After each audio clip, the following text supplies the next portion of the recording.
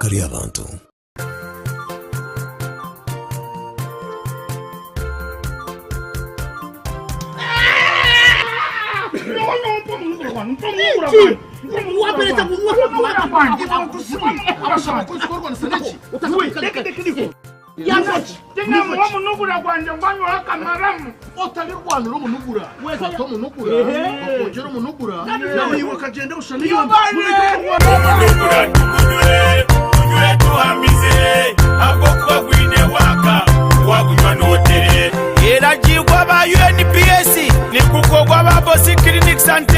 Massage services wari kwenda kushubura geresime ya 082 0 kinana na mukaga ashatu n'itano nange ya 0 kinana na mukaga ashatu n'itano nwo munugura ukutamise ibindi byona.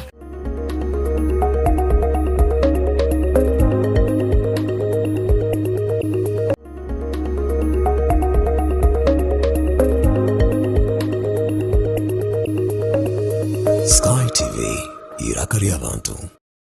Sky TV irakari abantu program morning at Sky nkabtosha izo birirwa katano nimba nho n'abanyamakuru kurwo mbetongore by'amakuru bitari bimwe na bimwe tuja haja na hashonga zitari zimwe na zimwe ziri kubazikozera amakuru umusande cyo kujwanjurira ndamatini nebye kandi umukashishekeri izoba nyine huma bagenzi banje kurwo mbetongore by'amakuru bitari bimwe na bimwe nkabtosha ahamheru kuriya nyine yo Edison Kinene nakora na Uganda Radio Network kandi harabajurwe ni Gilbert Akampa wa Palotsi Yugi harabajuru wanje ahanye ho Felix Ainebiona wa Nation Media Group nyendangu babanze bataramutseho batuganire kurira makuru musandeji nabwanyima tugumize mukene wiki seriki wiki betine shonga kijyaho uyeho economically turukubi mbene cyo kizira mutugwa makuru kimari yewe bikozira makuru economically turukubi ibyange bimwe tukarebera ejura tukiretere izoba barayakira wenjura moderate teri nyingi konka wareba district Sinjiro abahinji bariyo bacura abenjura kubura kandi district zimwe benjura kandi bine nyingi kurengesereza wareba ka district yibanda district ya Bwejo Shema Busheni mwe no kureta Busheni kwariza hamwe binjira nyingi munonga kandi icyo ni sima ho saidemwe kugira ngo mugera kwitugwa Ruizi environmentalists bakajya mu kagwashomere ku level ya 0.05 cubic meters of water abantu cubic meters no kuba kugabara centimeters centimeters ne babaro buringwa bati cubic centimeters no she meters just cubic meters yakagashomere ku level ya cuma isangu no bugabire ne gaburabura Uruizi rukaru rukubi actually kutandikira aha rutindo rwanga rumwenda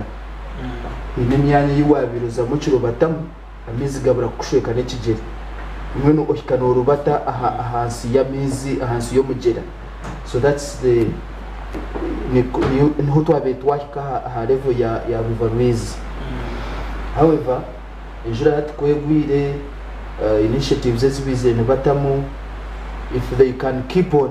Ruizi neza kuterera ebintu bonere tutsema abo kuba initiatives ezo ine change kiziriyo nizongera aha River Ruizi no kuba kwamiza atege yongire the other unfortunate side gizire na water hyphen tinkumanya ukunere twanka yari cyata kiriyo nikitambura mutogwa River Ruizi aho chini haza chini mnonga bokuba waza harutindo rwa Taso village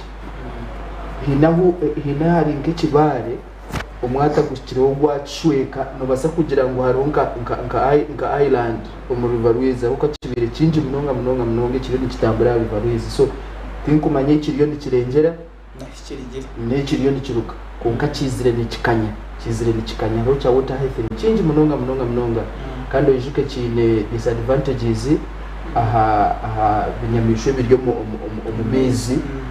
bikaiba kukira kushoha ebyenyanja side zisingiro cyane kitorayo cyo kimeze ngo fishing activity tokeneza kugira neza kurema then naha aha water source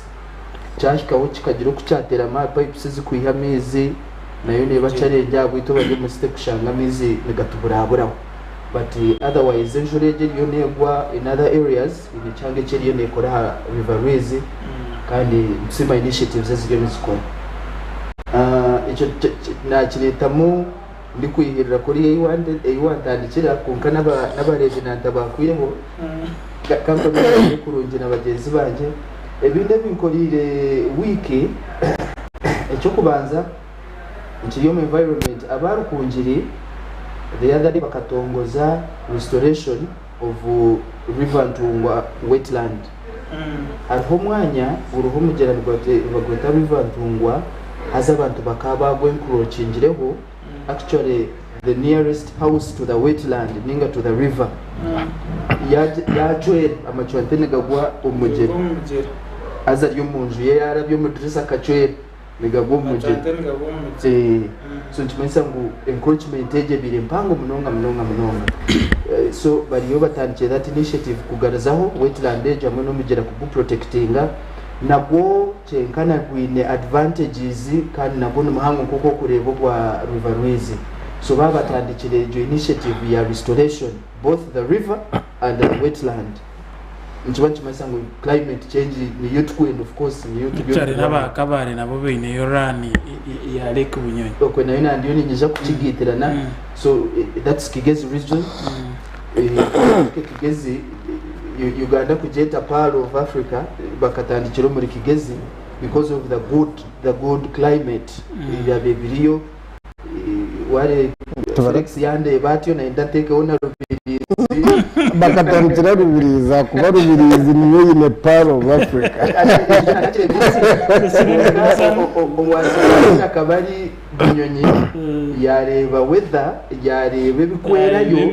yareba ibinyonyi na weather yonke yashangireyo atakagire rubirizi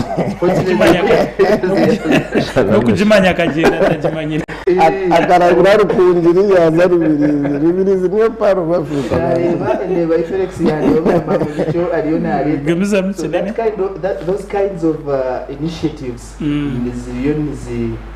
niza kuyamba umunonga ha climate change ni yaba kubi munonga na munonga hamyanya takutunga jura kandi bari abahinji ikindi kinkorira amakuru ndi kugera nishaha umuri Kasese abo displaced people refugees ababiri bakuru mwanya bakabashitamisamo bakabarondera umwanya bakabashitamisamo about 800 people internally displaced yes not refugees actually not refugees unfortunately itakeri babiri bababonire atirigire mentaro so habaho kwemereza that process yo kuba direi babashitamisa abo butikirizinga na overland hagati yo community iri kujya mwitakane ryabo no muntu na government so ejenka yamejireho eteganise that process yo kushitamisa abantu nabo bakamugire manye ibashitama bakamanguya here nikoreche bintu tuza developing itaka so that challenge iriyo neteganya kandi wishike Kasese ni mu districts zikusinga yo kuteganisibwa ebishikirize byinji ezo bikoye kugereti ngo amezi gabatwara enjure kigwa ngo mujurano gw'amezi manyangu habaho gongo utaro rwa hedif manyo musinga ibintu byona biri muri Kasese so hata abantu nkaba kuba bayine babashitamise kigani kiyambaho nabo bataka ku developing bataka kumuvinga na development ziri handi finally ngenda mbasima wa program ya wire ya Friday kabantaro kabanje kuronda sente kunkazabura kandi mauni bareteraho kunkezi nabwine na habo munywano wanje mtawano wanje jobu na habona norium production mabasigara mwenyi Gilbert ningira ngo akayire nabunu karenga sande tinka ibiri nigishatu nemyeze ibiri bikorera amakuru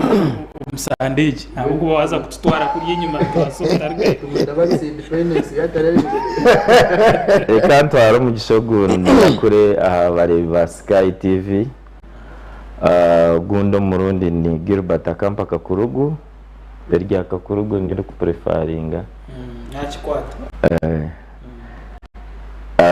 kanjera amasiko ngumurire kurungi ebinkorira amakuru mu weekend ni timana yana bagita domestic violence washangana urubana na housemaid domestic violence aramakora gabiro mu Rembo rwito rwambara aho mu egesomo wa university mu Rembo yakwasire umukozi wishi akamushukamiza kutabora ngo yakererwa kunabisabana be Nijan chigitaro akandi ka video akasaturatingire aha internet made omwe akwase nawe mukama we yamugutagura yamutera kubikubi ari kugira ngo atuye namutera ari kumwesiza injara wo boss wabe najyango kuba umukozi no kutera ngo kuwakunda ngo mwana w'umwisha muhindukine yatera actually amufubire tamutera mwari nkamu amahane so abantu mwe n'abakozesa abana babandi shuware murondo kumuragume mukabatwariza je nabona n'abantu umwana wo kubozire kikwendo muhando ringa nko kuwakunda ikirukuretera umuzeire bayira bo mwe n'inkebuza ikirukuretera umuntu uyu n'umwana ubutareba ngo nogu nawe ino muzeire nko kwari umuzeire niki tinkumanya wenshi abantu bizire n'abasiu kempesa kunka it is becoming common ninjana cyo tuchorondero wire turare twakira sakinga aho twakiganiraho akuba tibyebyo bibiri byo nka waza kwetegereza no mu ma district agandi biriyo byijiri ekindi necyo mwana wa senior 4 ahabwera secondary school wazire yamara PPM ngo namakora gabiro muri kasese bwera umwana arije na nyina ko yaheze yagaruka mu bizame bindi waziye wafiro barukuza kora exams then umwana wazire kasese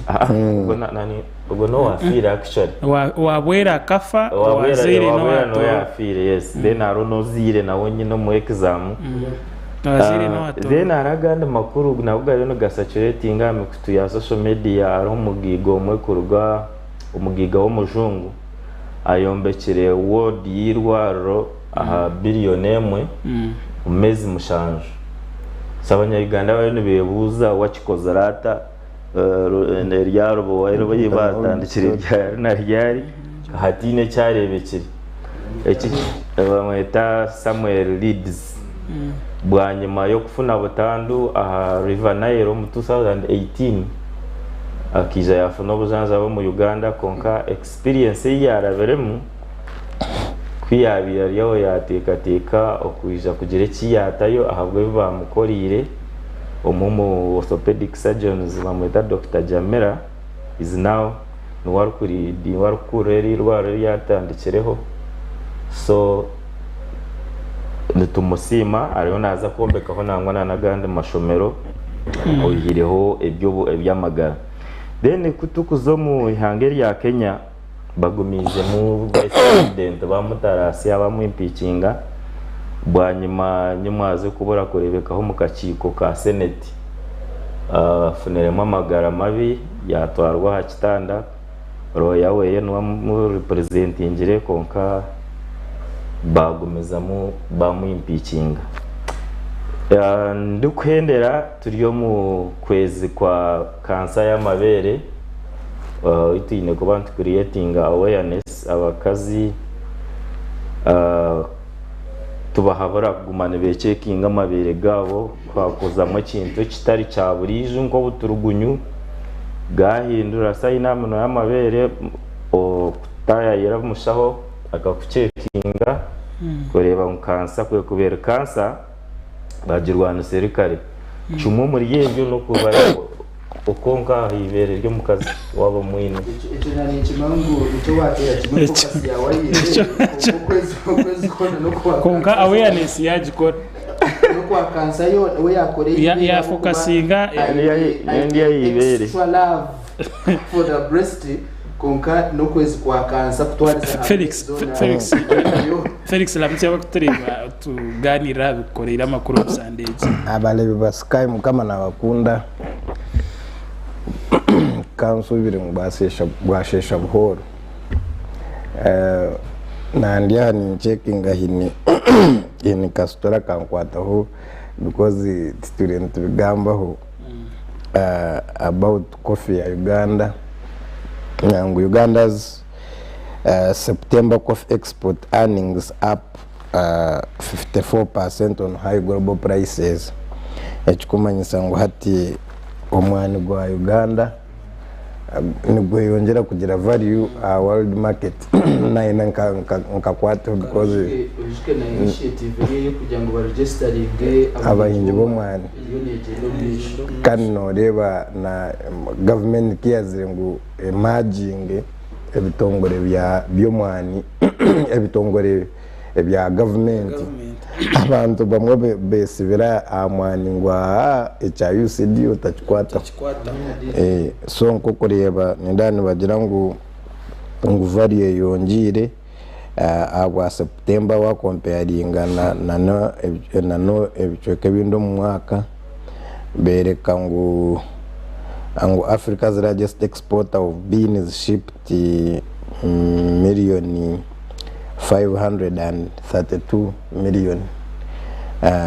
212 60 kilogram bags of coffee, for which it earned $144.7 million US. So this is a good development for us. Na muno kama mtu abahinji bomwani ekikwetaga kugira ngo tumanye abantu abinjoku ntureba ebebiro ebeyo mane yongire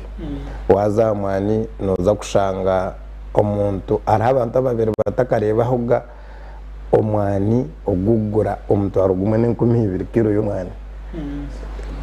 in their lifetime. Concat right now ebeyo mwani clean ogugo kutwara baka oguba kwiyeheshogwe okasigaza clean atogwe kilo area mutwaro gumwe n'2 in some areas gumwe necweka gumwe nishat. It has never happened. It used to be around 6,000 hati mwene cheyonjiro kandi kiri important agwitunka abantu nibatongera kutugamira ngo tuhingo mwani ijero ubwo mwaka gone tuguture ntureba abahinje ba majani ni barra abwe beyi nano kubura hiba kuguza amajani ka onkati yari hekindi kintu kiriho kugira ngo mwani baganda buri muntu bwengera kugira value world market. Ebinkorera amakuru mu wiki arimo this week turuzingire omwebembezi w'edini n'omwebembezi w'edini Bishop wa Namirembe Semakadde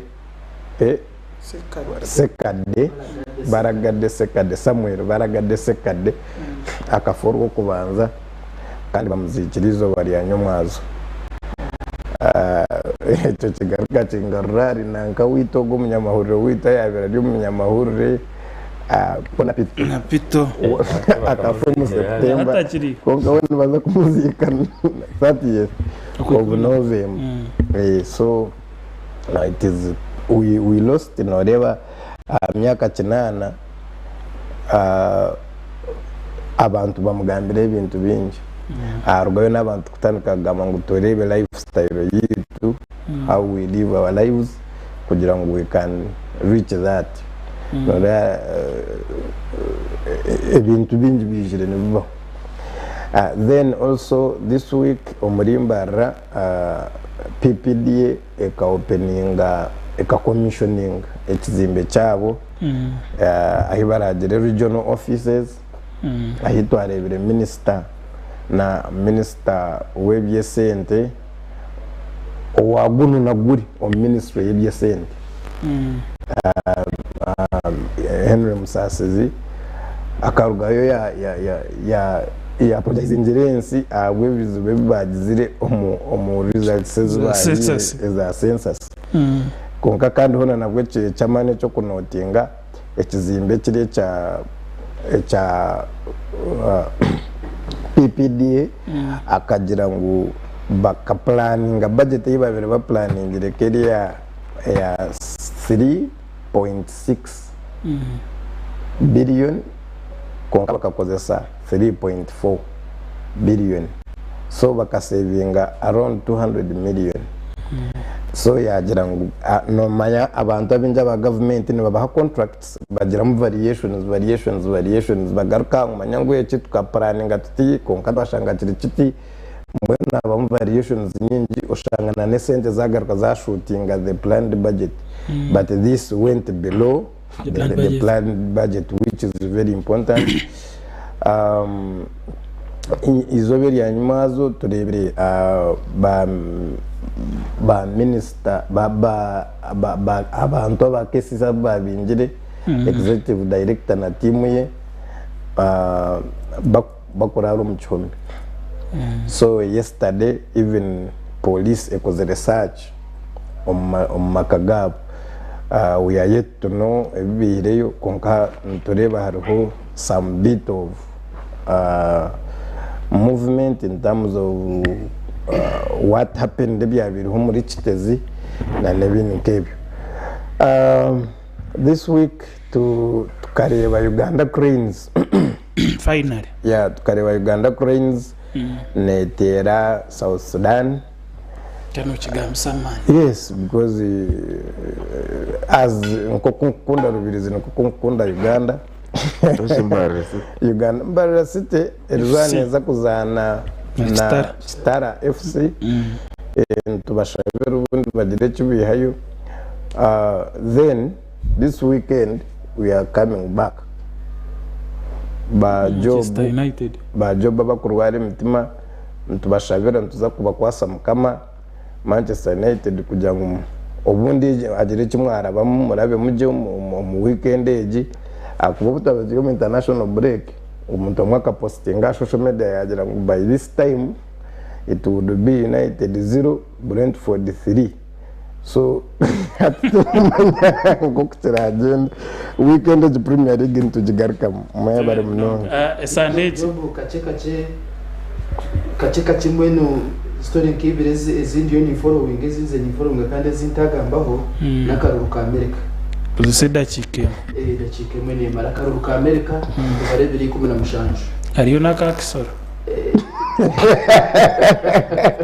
katakuyo akakisoro kakagira challenge mu bantu bakije 13 mushanju bajukamo so andari mubanga kuvuga no mwe bezwi hanga atarumbatana. So noreba ngo akokinde byako nako by the way ntakutahiremo akaruruka kisorako. There is something I've learned from those people that I would do kinakubeni nyenda ngo sharing name tikumanya kwere niyo trend kuno konko witu tikubasa kushanga nka abantu abetse imbere hamwe nobwe kubakadi ya NRM okugenda hamwe kushaba karuru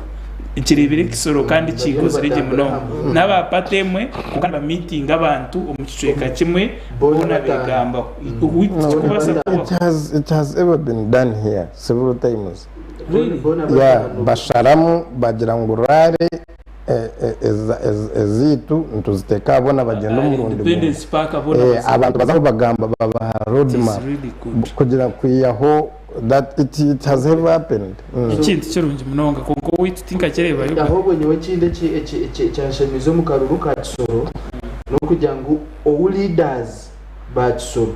na nabantu babeni bendangwa isi akanga obendo singire ahakuzika kwa former minister nyina na daughter akanga sister way rather akanga kajati politics wapi yazurugamo kanga kuzo mu karuru nko kuba ibeba mwendo singiro mu kanso ya Kisoro na cyaro cye nabandi naba yarebere program yitwa bayaberere akaruka America konka idakika imwe hagenda seconds 30 nimwe mwaziri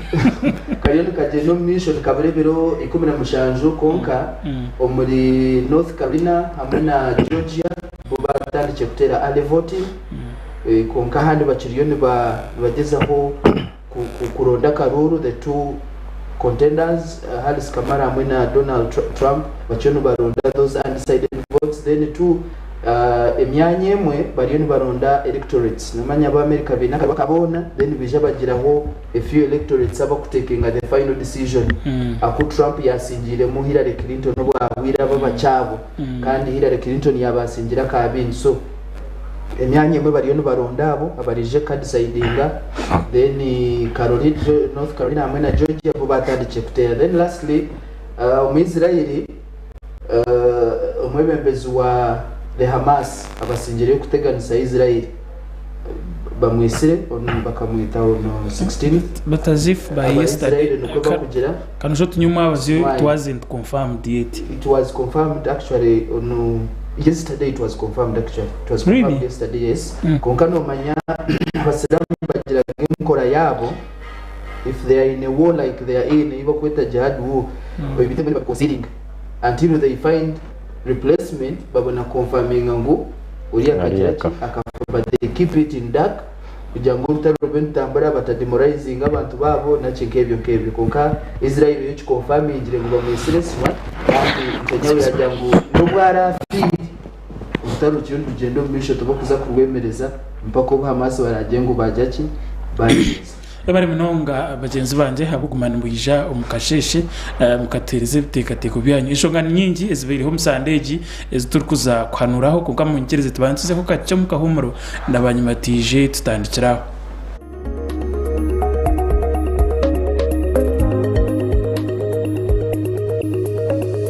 Sky TV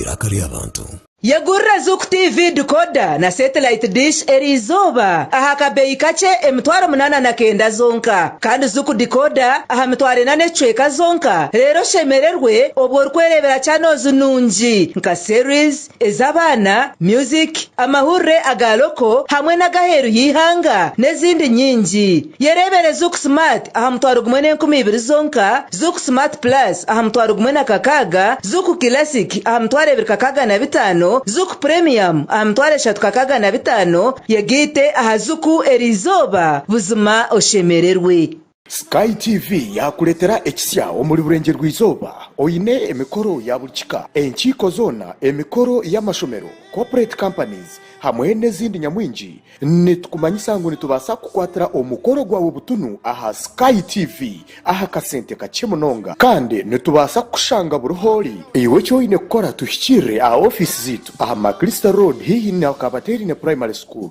omururembo mbarara ninga tuterere simwezi Note mushanju 89 93 53 ashatu na mushanju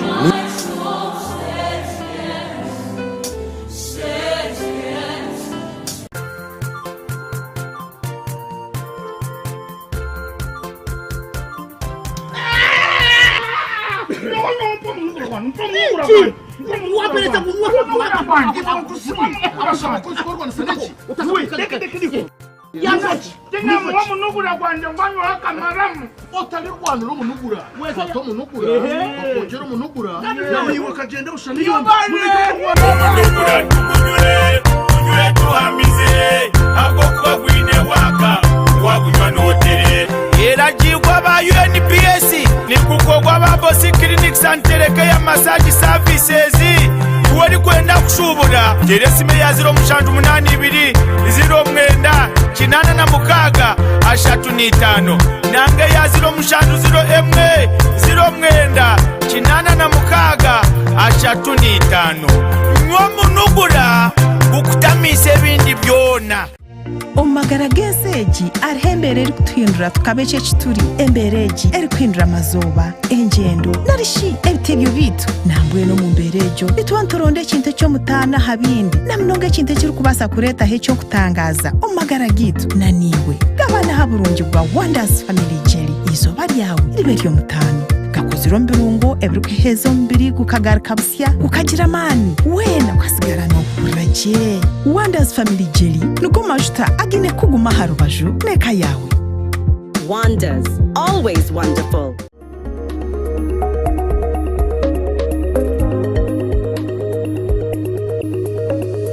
Sky TV irakari abantu. Program Morning at Sky Kaptosha izobiriro akatano ni bando n'abanyamakuru kurwo mbitongore by'amakuru bitari mwe na bimwe umsandeje Ebikozire amakuru nibinji kuko bageze banje baba kugambire umsandeje n'umuterebire wabiriro umwembezi mukuru w'itongore cya Kampala Capital City Authority Dorothy Kisaka hamwe n'umuhezi we Engineer David Rimbazi utiriho no wabire nakora habya naye mbere by'amagara mu kitongore nicyo kimwe bakwatwa na bwanyuma baraza bumukadukuru ka polisi izobiri yanyuma baziko Felix yakugambire turebere batwarwa umakagabo actually nyonani mangu Kisaka wenka nuwe bagizira umukaye kucondozayo basi bayo nabwanyuma babagarra mu budukuru wabo nigishaha niyo bari enjora niyo yabashanga twarga yoko irebo amakuru agandi leader opposition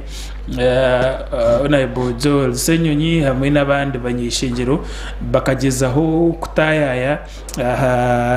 offices z'ikitongore cya local construction tele local roko ikitongore kirikombeka cya local construction kugeza aho kuratara okusente w'umushoro eri kukozesebwa mu kitongore cyo aho kugira ngo ikitongore iki twahite mirundi kebiri ntereba government ne bailing out murundo gwo kubanza bakacereza billion kabiri beje bagaruka mu financial yeji twareba actually no mubizo yajya sente zinabiri mbere roko muziteiring kai billion nkabishatu mu financial yeji so Joel Senyonyi hamwe n'abagenzi be right honorable bakazayo kurambura utiriho no kushijbo kusente ziri kutwazwa kukatabikiriza bwa kutahayo unfortunately umsande ni yemwe nareba mutakigambaho but I think nicyo kibere kiri amatuga abantu munonga abeje abasinya yakana batangire buzo byabo new curriculum ibibuzo no batandika ikibuzo cya chemistry nikitangire mu history ya Nagasaki na bomwe ibateireyo cyendera cya cya chemistry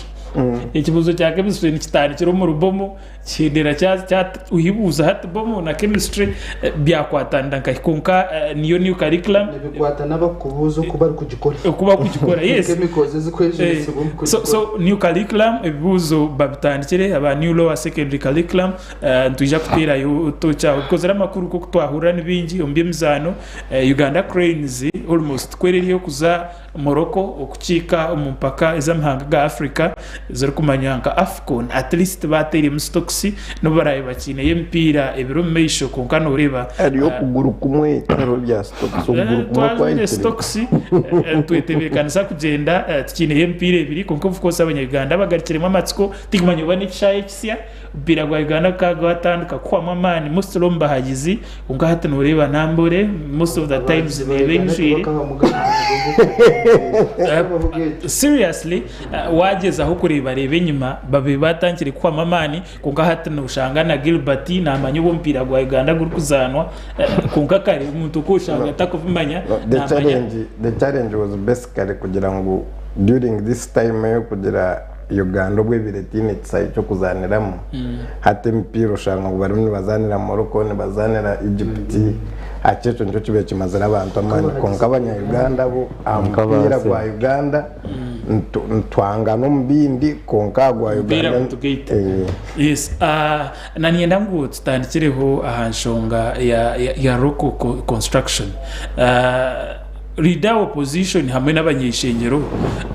baza kutaya yo mwanya ubu government kutayira company kugeza aho kugira bacondoza hakozesa sente because sente niyo mushoro niyo bari kuza kucondozaho konka bazibirwa kutahamo nicyo reka niki umbembezi bwihanga kugira ngo government neta yo sente konka abebe bizakugeza kuza kugira bashijuma nicyo reka kishani cyecyo one rurovuro icya kabiri powers local construction izo kwikaharira ingoro nizihaye Felix obere mnonga ebe bintu nebiture ntureba kugira ngo umuroni go kubanza ni mumanya na nababiri nibombeka specialized hospital ya women etakawahoga teka teyina hiya aratambuyire ngo bagira ngo bari mu foundation oba MPs babiri bazayo bababinga this is what we are used to obwiro umwe no yebuza who is behind these companies, because if the company nibagiteka mu sente za zo mu Uganda, because sente zone ziba kuteka mu sente zanje ne sente zawe, nibani bagezo ku improving service delivery. And local construction company, it is one of the local companies as to is outstanding. Konka nkokuba abantu abinji bakushaba bail out. Local has been etwire inobuzu kugira ngo in terms of financing government yargo yaba supporting nkokuwa abuza amani powers nizuga. That is the question echaburi munyaganda chakwebuza, because that is a sha leader wena na ningo muntu waburijo yagira ngo naenda kumanya maybe let's say how district has spent its money.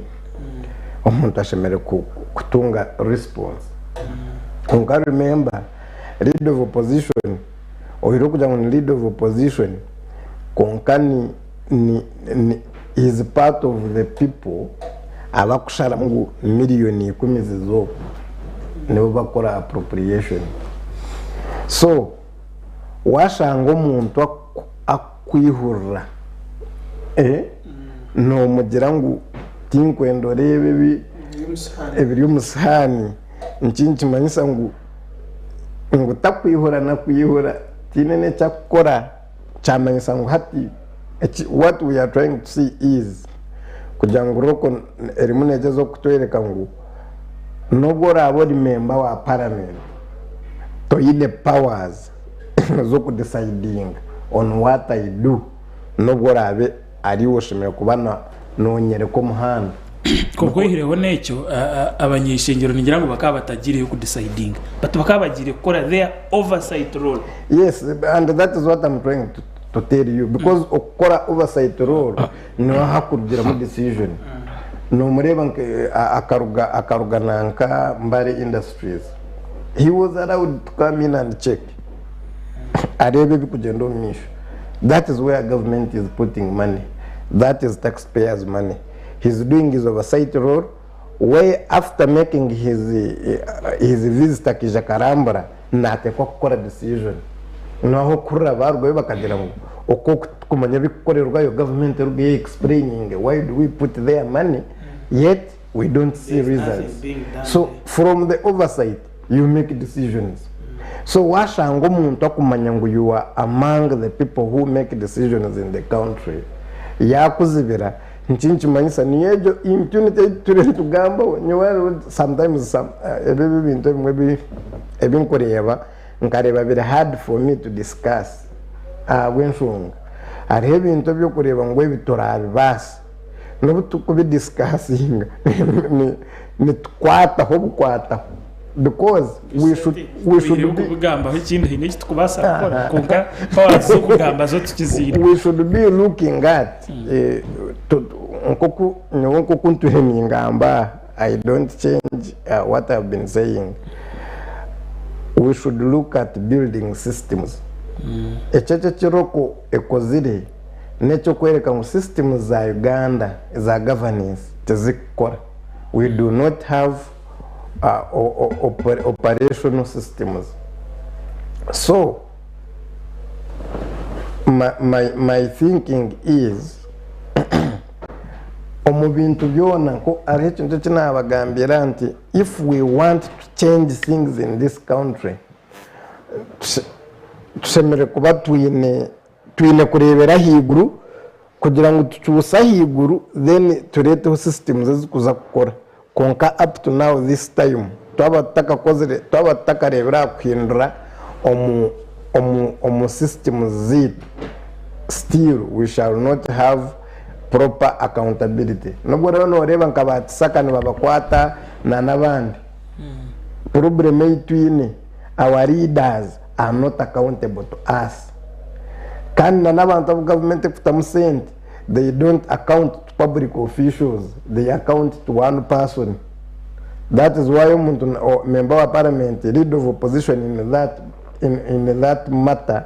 okuza omukorera ahibatire sente za government ahibashabire ngo sente za abantu abashabire ngo babayambe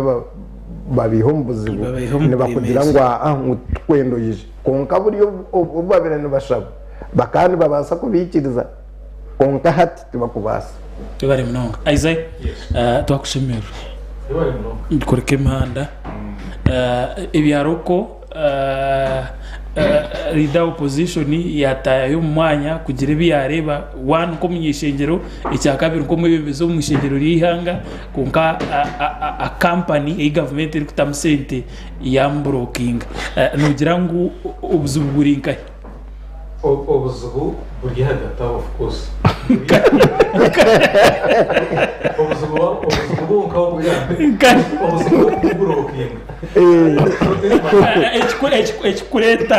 echikureta company e government iri kutamusente kugira powers zo kubroking omwebembezi in the same government kugira ngo niki now Uganda kama hangaganda ga Africa twine kizubucha weak institutional framework twine institutions estine mani estaro kwechweramu estaro kugira ikiza decidinga omuntu usanga hine tukwenda mutukorwe konka hine reality ekimakwantu ekirukorwa hine chamateka garugamba konka hine ki realism amate like ekirukorwa how did we come to this stage whatever Uganda n'amahanga ga Africa in the colonial times nabwo umukubuza kakore cyayenda Uganda twargaho tuja twajuru government ya ni nabo kakore cyayenda twargaho kumurwenda cyana gumwe cyana zinga mu rutaromo nabo twakore cyayenda so noreba ngo twizire twagira government eji yabahekera ya NRA government iriyo mbwebe etererwa karuru yabahekera ya NRA nko kwenda kukiretera ya hambire then kubizire baleta bazabuza ombicekemwe bakaba bazabuza they were liberators konka on the other side abandi bakabari abahekera hata kubihira mu government bona leta bahekera no kusema zingwada konka government yabahekere kargaho haterwe katerwa karuru Teresa mwa in how tiyagamba government agamba NRA iriyo nkuru ngo yatandikira ruguru rwenda kanga atanu na zinga turukumurwenda cyana mukaga bisha bari ba NRA so bija barakugira ngo bona bazahuza on the other hand you know one man is liberator is another man is rebel abo babareba nkabazahuze abandi babareba nkabahekera so to that extent nati tukinemba birezo hati iwe no barebota aho hati Joe Senyoni nabasakwa abo kumwicaraza mu nabo position bakumureba ngo abenaza kuzabura ibintu bya sente zabo konka on the other side gitobaro tumureba nkumuhekera kwenda kuhekera project yitu yabo so ahaho ntatemba ko tweta conflict of interest in the conflict of anything elkuberia now it's a point for one no kombe institutions think mo yabanza kombe ko ha konkantu cyakwecho ko nyine tuteka ngo mahanga ga Africa gumiriye bembera ninjango America ne basakwe buri muntu nabasakwe je bembera zeho abe president ibintu bitandike ko yikora konkantu ka Uganda buri kimwe kiba ni rotate nzara president Museveni akadiretse zubu nawe umanyagwa batu bihango decentralization konka yaguma hari centralization na power yona yaguma jini akaguma central iguma central him so president yashara mu cyo kuba cyishyire yashaka kagambireho bere cyo tse mu Uganda hata nkayaga yakagamba ati imo baroko mukoreke nore bintu kuyekora kandi yaje ati imo baroko mutitezo go kugira ati nabwo tino kubasa kuse so hariho ikizibu cya actually na no kuba naza ku kanduringa kintu abazayibusa kweri president Museveni naza kutwarata so agumayira mako kutina no biya kubari uri umukumi urukuma roko tegesha bakabona ngo inabo position benda kwija kurambura wande to kumeba kwenda kurambura ya deto kumakigendera wacyabo maze mureke twetegure kuko akona mangu mukayabo like to kwesiga cleanliness ya to kugesiga nabo uru mutyakoza kinyenda kuja kutayira ojo tukonka shikaneza kubantari kantari ningo takumburokinga cyo kureba umwe babo y'umuntu bakinzireho kandi barumuntu so final basically twetega cleaning injury we need to clean the house ikizubu kiri hagata Gilbert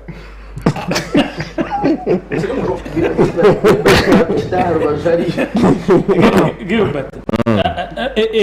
okubrokinga leader opposition hamwe n'abanyeshengero abari hamwe mu gwabo ugukushijemo kusente y'umuhiwo mushoro irikozesebwa nugira ngo decision ya roko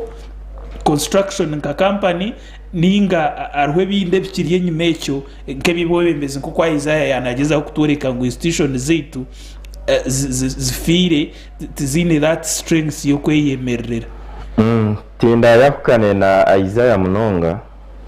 abwira buto umuntu tuzamuno mu bumanyi ikizibu kiri hagata aho kizubu kiriyo mbwira butukuza iyo mbwira butukuzamo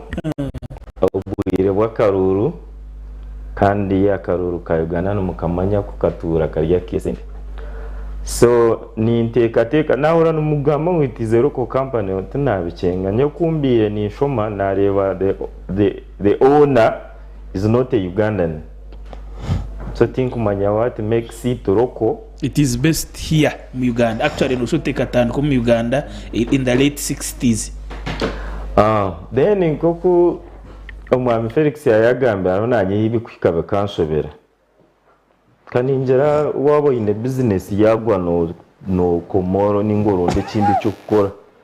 so ni intekateka there is someone ababa ko yita abahango mu government abari behind roko muri mbara business nyonkanye naka business kagwa nakakinga ati nyowe kanta karebera kagwa wakakinga ninga wakakinga karimwa kanta arebera kwijana jangir batumuhe sente kaduka ke kagaruke roko kinene dikagambe roko kashaba ikashaba bail out kongiwe torashabire anyway nanta kuchimangwe kashaba so procedure no kushaba kandi nekindi uhire kushaba nigira ngo nikirigirira ku company yawe yabere ne tahizi hanga one umushoro nubasa kuba wabere nugwa kuko ne employing abantu bari kwingana ki gogonka kandi kwinga nugonje itwanto munyanja so mbeno uhire kushaba hariho na basis yo kushabira tubirugeho nangwa a new company would start why would they in bamweshengereza ki eki batakubasa fute ko mu company ensero munetandika eki kikutumana bagumana bamuhe sente batakureba n'icyo ziri gukora so baba yabembeze baroko nabo kandi kuzibera leader of opposition MPs kozayo kutera yeto kureba esente zitubaha muzikozesaga mutazizahi tinkoreba bwencho yambabazibera ashima ko ari yo muntu umuhango nkaburiju obagizira tumutabikiriza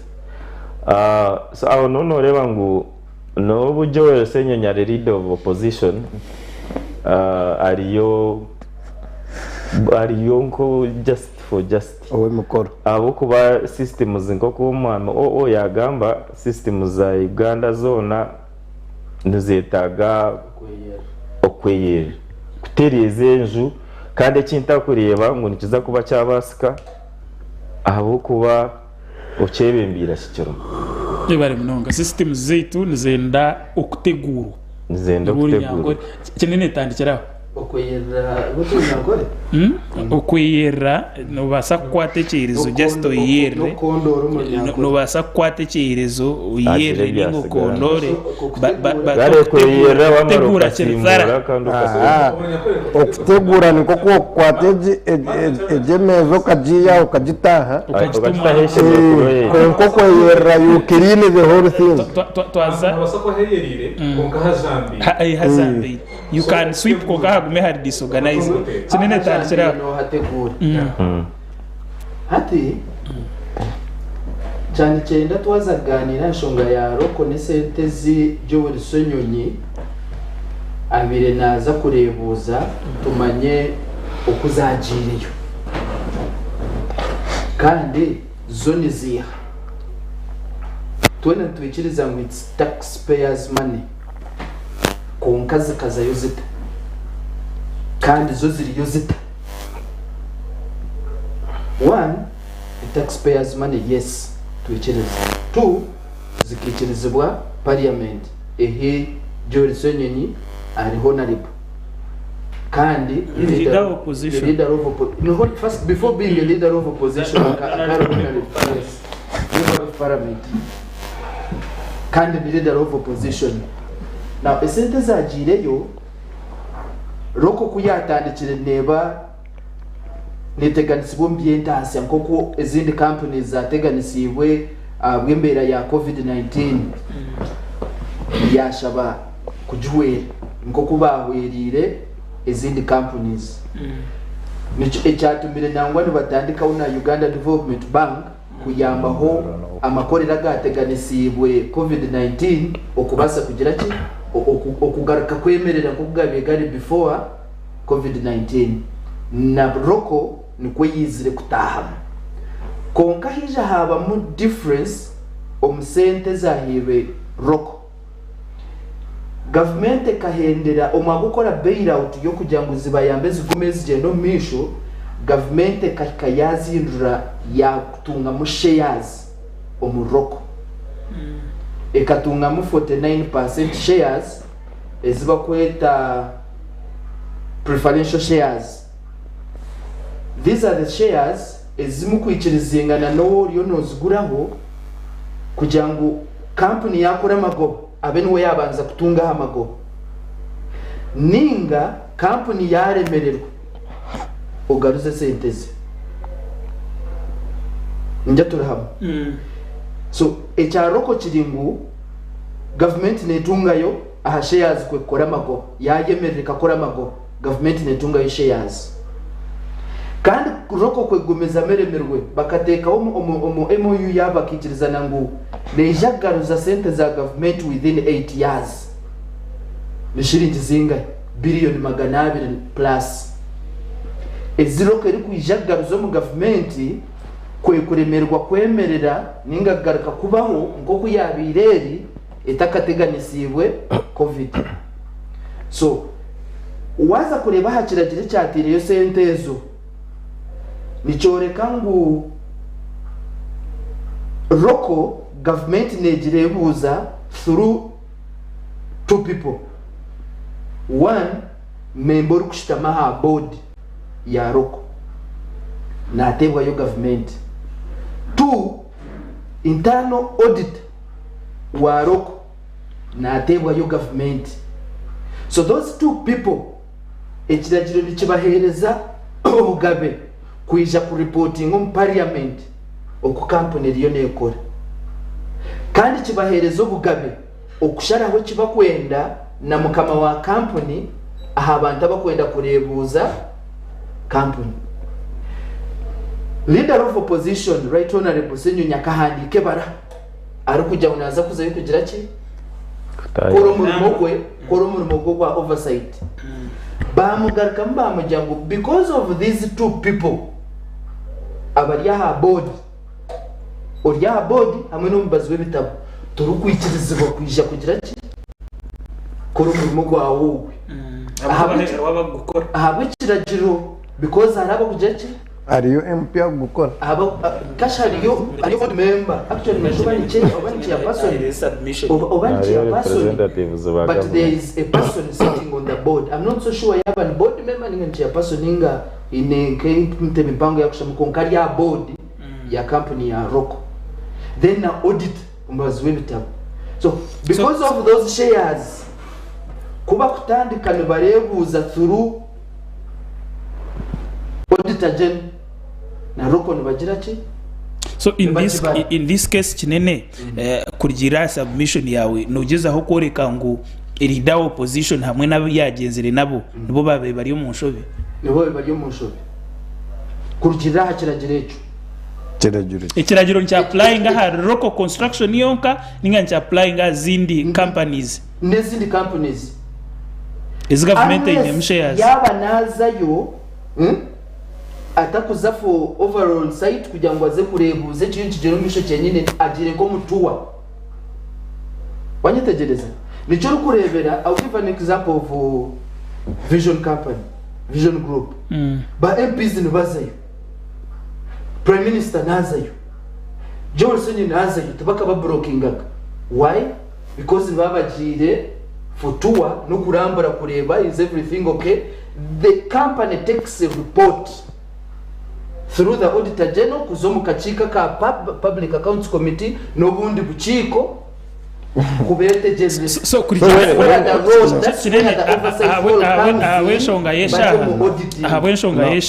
campus there is something chinene we need to understand here when you because that chinene watanika kutubuzabuza umurimo gwa politician MP nikora oversight role. Oversight role you don't do it by checking in documents. That is not oversight. Ukujang auditor general yakora audit then vajukoretera then will you say that you have done oversight? And we are forgetting only one thing that this member of parliament, the leader of opposition, bari chile ukacheche na information yana kubuza kakuja ngumurimo gwa MP nchabuza na ntajiza because when you say ngo hati yangu MP arinde papura biri bya rugo manya auditor manyachi is if in your view as a person takajirari, do you think it is the way to do things? Iwe wabo inenka company o ine company yawe kajengo inedu ko mtauni, you only wait for your manager or creator books, then now the business is moving well. Those two things differ. This is a government company. This is my company. Rekatuze hukachika chemuka humuro chenena hije ahindira hashongejo na bwanyuma tugumize mahashonge ndisha.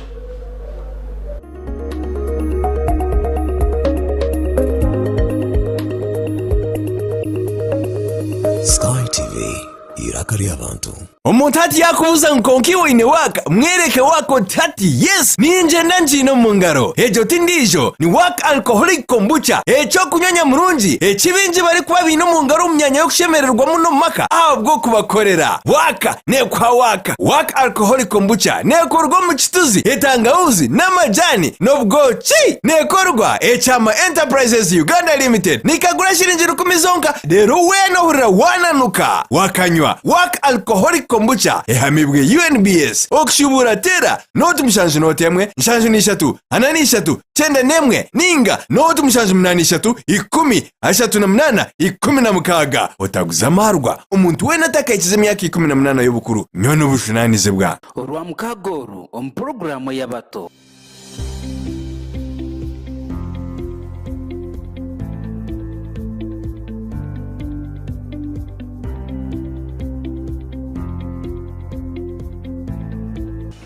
kunko bandi hano ni bandi director wawe bita preparatory school.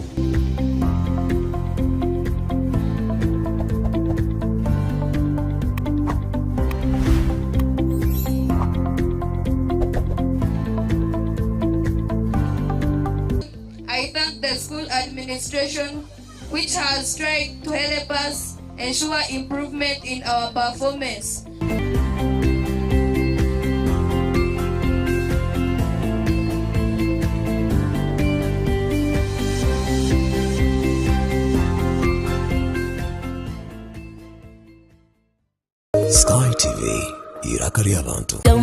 crocodile. Don't be a crocodile. Don't be a crocodile.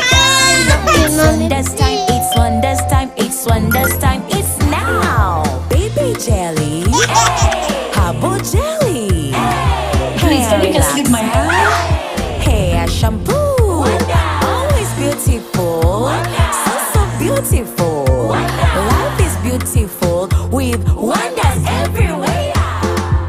Don't be a croco. Say no to imperfections and hello to a new world of wonders. Wonders, always wonderful.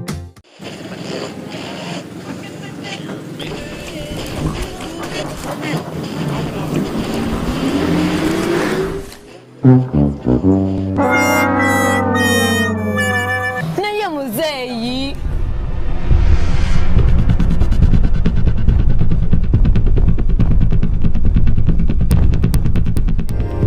Kenenula omubiri obeere mu mbeera ennungi nga weenywera Sauda aloe vera drink akoleddwa mu birungo okuva e Saudi Arabia omuli black seed n'ekigaji. Tuyina Sauda pineapple drink akolebwa mu nnaanasi ezaffe eza wano. Tuyina ne Utamo Miracle Sauda drink okumanya ebisinga okubira Dr. Tayewa. Sauda drink kenenula omubiri.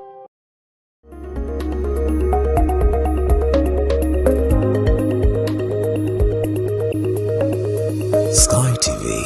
irakari abantu. Senyonyi Joel Senyonyi yabiri naza. Chenene Sky TV irakari abantu program Boniga Sky akitwagira umukahumuro. Chenene yanagezaho kugarrayo I mean kugezaho kwereza ibitekateko bye ahanshonga ya roko. Chenene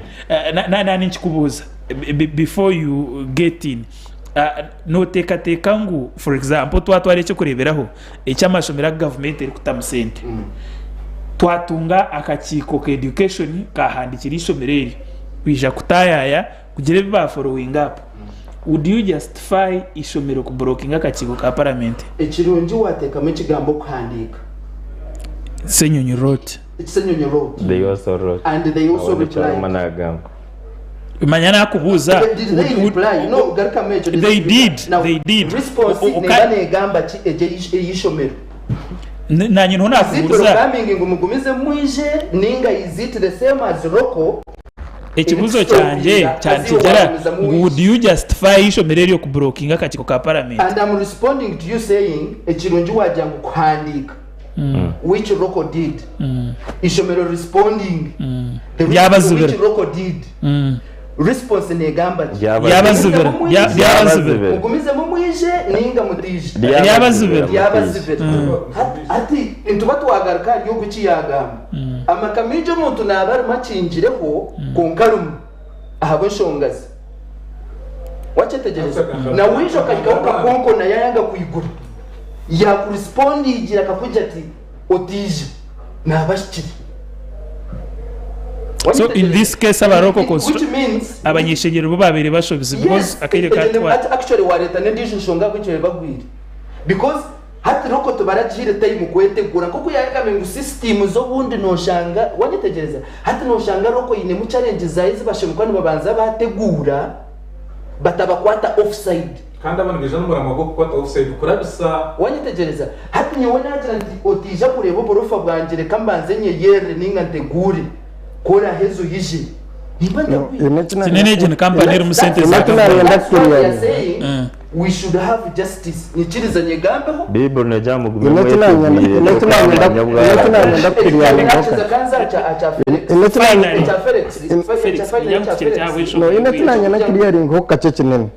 Here, something small. Senyonyi expressed concern that their October 8th communication notifying the company of the registrator's intended visit had gone unanswered, but he was surprised to be informed upon arrival at the company premises in Kawempe that the board of directors declined the request. So he akahandika tibagarkam. He notified them that we are coming. They did not respond. And hold on. Response was taken both hard and soft copy. Either never sakuba ya cheredirwe because the response is what? They kugwa heze ka information che no hendere. You use 1 minute shares. Can the reason why they were going there, government kaba bail out ya 23.3 billion. Now government is seeking additional 200 billion. The same rock. And these people are saying the other time you gave them 23.3 billion. We don't see we don't know what the money is doing. Now you are seeking to add them this money. Let us go there and know what they are doing, and then it is easy for us to accept the other request. The request the government is making, and they write to the people who are seeking for bailout. But the same people, board of directors,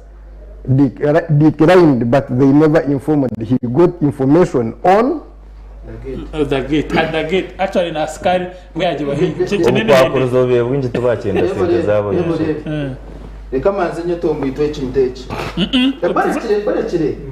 Allow me. Director wa roka yetombo. Director wa nkai. Oriyo mpenda chike. Kumbehera. Flex wa muhibi kusubmit. Wa muhibi kusubmit ngachona uninterrupted. Ate George ndachika wasise yacu twakwiri. Because Johnny nyetombo. Chenene. Let's be fair here. Na ndio ni submit. Wapenda chika. Wapenda chika. No. Which is a Felix on top of my minute, you are submitting 2 minutes. So no, that chicken is a weird one. Is that fair? It is not fair. Now allow me submit first to his response because na submission here jana nataka jeri. But you are using the time 2 minutes. You are doing this because you 2 minutes. I have to complete my submission. I have to respond to his. The fault is achukuhandika response nebasa kuba yachererwira konkrete zireta eruho wanyetegereza which we don't know who to blame now. Is it the person who delayed the response to Senyonyi? Is it Senyonyi who never minded to check on his in messages Ezirionizija? Ninga, is it Rocco that delayed to write in time to respond to Joel Senyoni? So that one keeps hanging. We don't know who to blame on why the response delayed getting to Senyoni, but the response is what? Is there. Now, 2, Felix Yajirangu, it is the role of parliament. I started saying, how did this money come in? Which Rocco wanted as bailout money. Later, bailout money changed into preferential shares. So it ceases to be bailout money, but shares for the government owns. Zikaba ziriye sente za njungura unyumbure mezi zaruga ahakuba ezo za njungura yabe migabo wanyitegereza hati yabe migabo nikimanyisa ngo government ziniho bushoboruzi niziba zitari za njungura washa basente ngushashura ribanja mu company yawe konkanyo kajya kanzi kuhereze onko mu company yawe umpeme bicweka nkaga nimba ndakuchungura nimba nakugura wanyitegereza so it is not bail out money. Is it ziriya tindi kumanya the second request eyiba lyone bashaba neza kuba bail out ninga ne kuba preferential. So chinene conclusively my point is nti board of directors could declining one, in my opinion, they wanted to put something right internally. Wanyitegereza because na auditor yaza kuisha kubara na kuja taza milioni nje yeteguri na Joel wrote the leader of opposition, I'm sorry, right honorable, and gave them time from 8th we are handika. I don't know when the letter was delivered, but it was dated 8th till the day he went there waiting for response whether he's supposed in that he stormed because he didn't see the response declining him or welcoming him. wayitegereza so na wamahe wakuratira ubugabe bwa camp nebiragire nekiraje kinagambe cyatumire byona nibibaho icyo utakotinga ekinta kwenda kugamba uboneka cyane nagamba finally kinena habwisha right honorable and the members of parliament the shadow ministers bona bagira haroko because there was no response they didn't see the response to them we are wrong bakakoresha bikuzayo bari munonga izo neshonga za Roko construction na company rukumbe kandi ikozire projects nyingi mu ihangomo no shuteke ijabwa nyuma ya covid ngo company zona zatugera uburemezi yatungamo uburemezi ambientation government yatandika kuguma ni bacungura umuringo gumwe nko kukenene yanabishobora hamwe n'abagenzi banje konka umusande giterebere aboro bajoro kwakasa government umijogero ryihanga bageze aho ko batayira n'ekigenderwa cyo kubatera mutoki no kushije muko barkoza sentezi is government iri kubahereza konka babazibira kutaha twarga yo konko kuna nabagambire umusande giterebere wabiri uri muhembeza mukuru w'ikitongore cya Kampala Capital City Authority yakwatwa hamwe n'abagenzi be actually baketwara ha polisi bakabeta bazayo kubashyireyo bararo mukadukuri izo biri yanyuma abaziyo turebere bataho mu makagabo kugezaho kucondoza kutungayo kugere bacondozayo bagarika babagarra umukadukuru tugire ngo of course nshonga tugimanya twena ubuzubukaraga kasasuro yashwekera abantu mu rembo rwa Kampala umwanya guru kumanya kakitezi abantu 55 bakaferwa amagara gabo omukigwerereze iki of course abantu bakitombitira manonga ekitongore iki abo butafayo icyarete government yatanka kucondoza hanshongeje kurabera mu office ya karishorisho wihanga cyarigirimo kubabinga nabwanyuma hati bari umukihome igi niyo ansa yebizubu ibiri mu Kampala Isaiah. Now, it was very important Kampala, of course, Brumu, kandi tukabire kumu because the byatanda. So Brumu remember kuzafutire kusubyabo. However, twari bacha acha former ED nabatahibe abize bakatanga kucondo uzaho avuga mu ginde bakwasa ko batarakozere inde bakozere byaturiye abantu ashaka batanu tushaka kusasura kitezi ebyo byona kukundi ni kutotwaganire nabyo bya institutional framework now janta umchara Dorothy nabatahibe chingo babreming hono cyo kugira ngo bakayegwe fume y'abanyankore rero kugira ngo enkodetire mukabaro ko jirebo jirenzia n'abaganda bona bakujemanya bakabashima bona bafata bakajose bakahinduka umuyonga ejo ngo yatire Jennifer now Dorothy nabatahibe bakaza mu KCCA eyabire erijiremu Jennifer Musisi owabire actually hine extreme yabire stirewe ino kuyabena akore ibintu bye ko wabira kitandikire ino kuyabena akore ibintu bye nango ino kuyabisarije successes na failures konka no shawe akabirebera hari yabo ngo muzumurungi that royal breed etakwe kumara Africa we are resigning omubarahayi Jennifer Musisi yahandikire yo resigning akahandika barahaya is it 21 pages njere barahaya ya 21 pages akahandika pamphlet urukoreka ejone barahandika nakata ejone ya Paul yahandikira bakuri so nabandi so akahandika 21 pages zeba arukoreka okuyaza kubergamo okuyaruzayininza okuyarugamo zamahansho ndase benayirika bwenci yargombye bwebizi bwa KCCA nezo sente nizo zebe natungana ngwa hatire no mutira kuresha akana yereka ngo hariho bickering political bickering ndizo shonge ya bena hereza akana yereka ngo hariho sente zo actually akana yereka tubine nabakozi barukumara okwikiroza byakubena nabwo kikiroza yabire bayaje tokuzakusikana nabanta owabergam nimba natamba ya resigninga ya agenda now Dorothy Kisaka nabatahibe hinebe baremere nabwo kubaremesubwa of course lack of funds one uruko kugamba kwabo bajamu nabo bakabine funds mo bakabagambe iki burakorwa umushange iki kitakorwa so bashanga tubabasa kuba nababa successful mu bintu byabo bakebwa ukubanza gusolvinga cyatsi area problem ya rebise gena from CC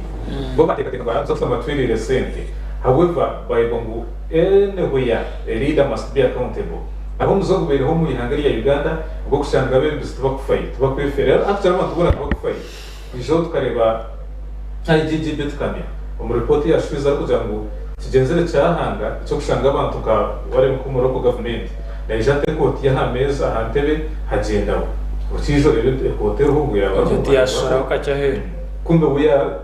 ya agendera ya Giron Bill so aho ibintu bya abuse of office neglect of duty so nyo impagire cyo kugira ngo at least bababuze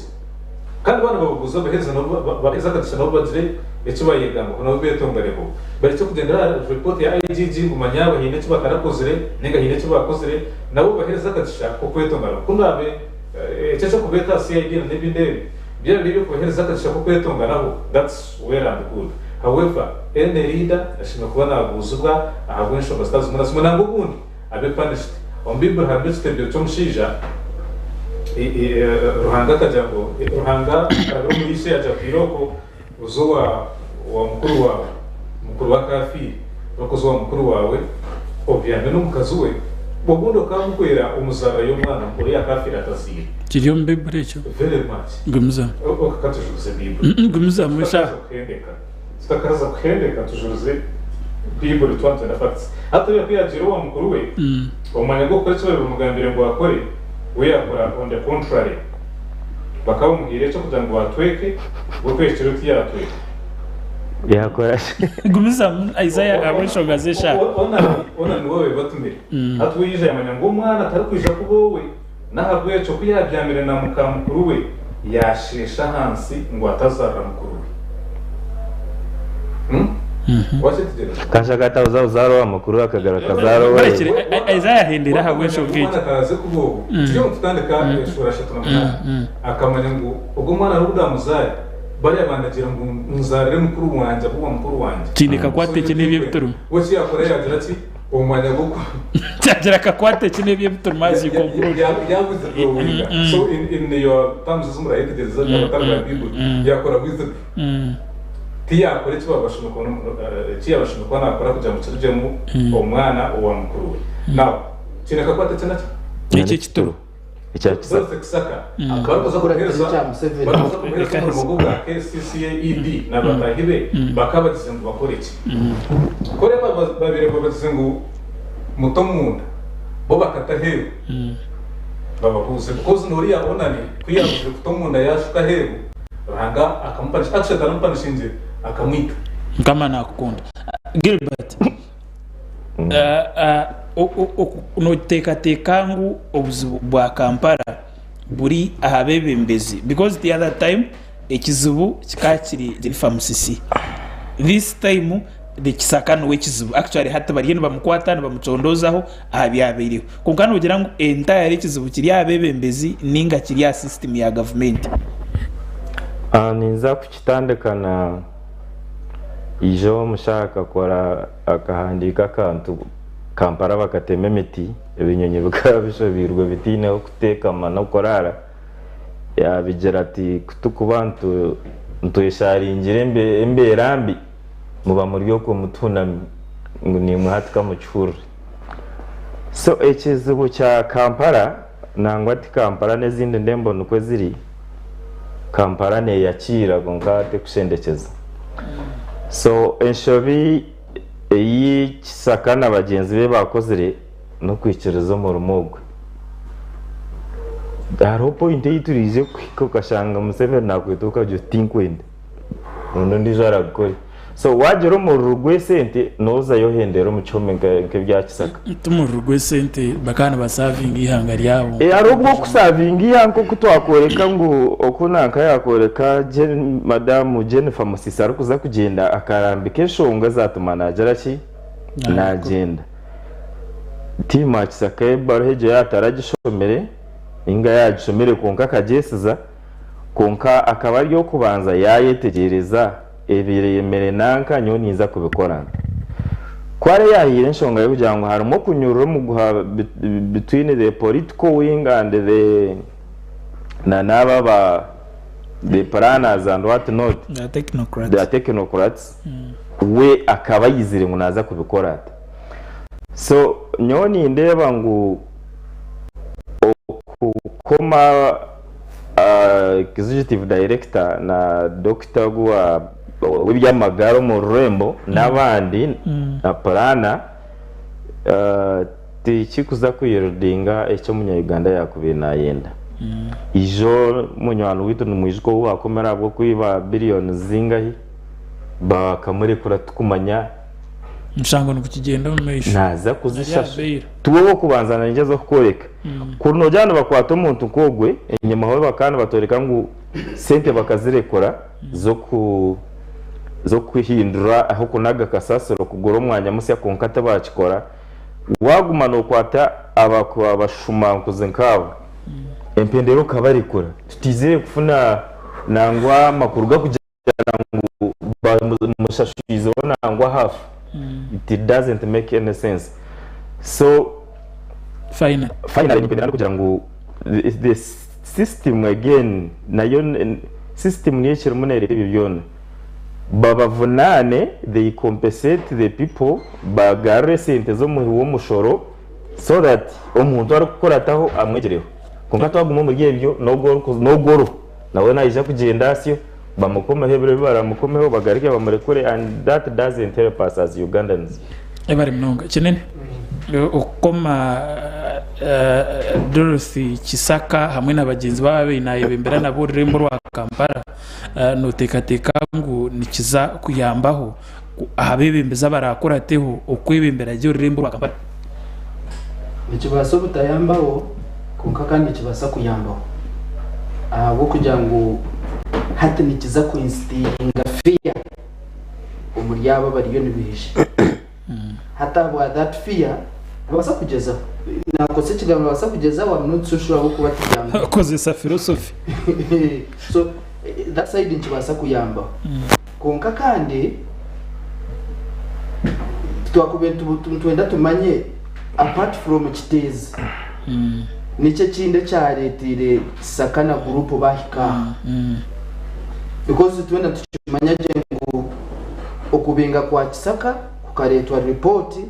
ya IGG bwanyuma kitezi konka tukumanya report ya IGG harimuki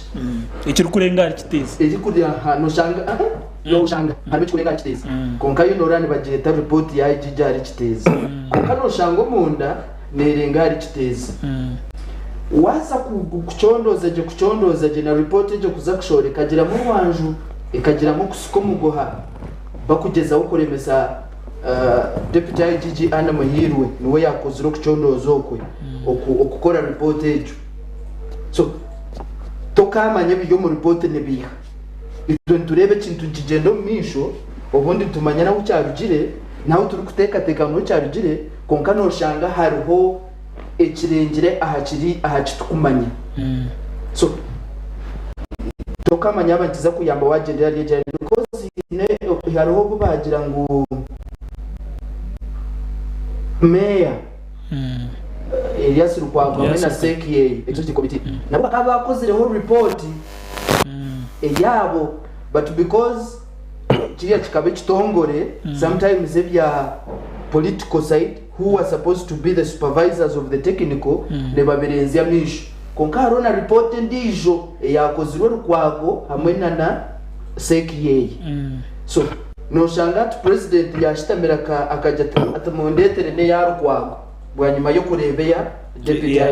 IGG so we don't know what is there exactly ekiriyo nikipushinga ebibyona kukikoko because really yabere kitezi bakabire nibana bareba problem era yari kitezi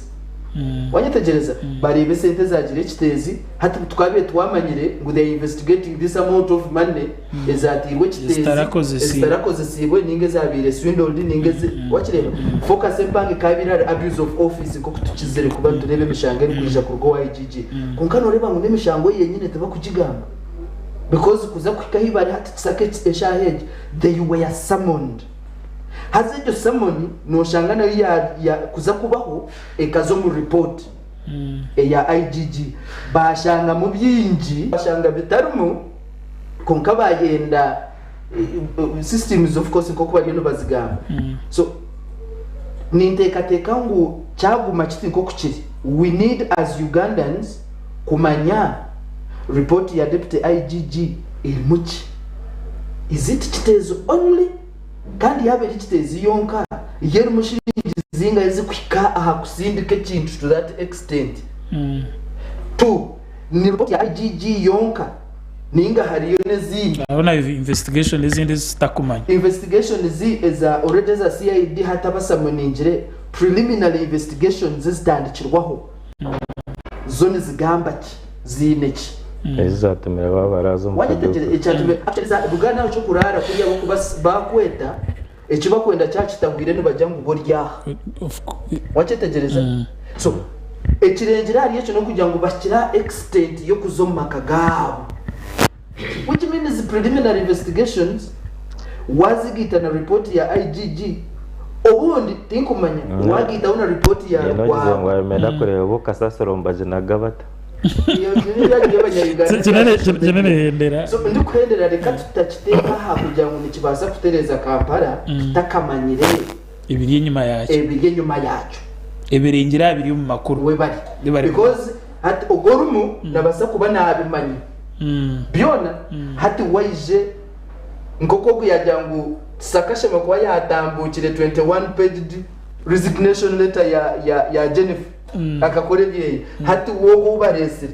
watandikiro wa Jennifer aija kuratire report ya IGG report ya Rukwago preliminary investigations atereze Kampala high president yanditse ari kubingatisa hata tereze Kampala ninga nawe nabasa kubi overseeinga agumeze munaza ndomundo nugugumwe nawahendere kuko abantu bahendeye Felix Tansira. The question would be so you are setting your own question. Yes, the question would be sakana timu ye were they the right people? Kuzomo office iba bebarum. And another question would also be were they selected competitively? Did they go through the right procedures?